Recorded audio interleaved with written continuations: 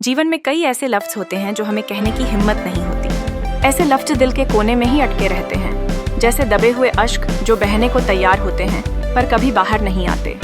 समय के हाथों में बंधे हुए हम अपने दर्द को भी अब सह नहीं सकने की स्थिति में पहुंच जाते हैं। हम मुस्कान के एक मुखौटे में बंद हैं, लेकिन अंदर ही अंदर टूटी हुई शीशों की तरह हैं। दुनिया हर पल हमें खुश रहने का समझाती है, पर क्या कोई जानता है कि हम कितनी बेचैनी के साथ जीते हैं?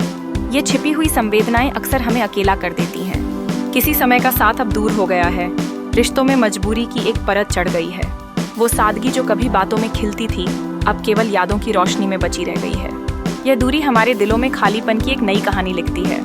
हम तन्हाई की गलियों में चलते रहते हैं, यहाँ तक कि हमारा साया भी हमें छोड़ देता है। सन्नाटे से बातें करने का साहस किया और चुप्पी के शोर में कहीं दूर चले गए। ये सन्नाटे हमारी असलियत को दर्शाते हैं, जो सबके सामने नहीं आ पाते। दिल में एक अनकहा एहसास है, कोई शिकायत नहीं और न ही कोई फरियाद। हर सुकून के पीछे एक दर्द छिपा है और हर हंसी के पीछे एक प्यास।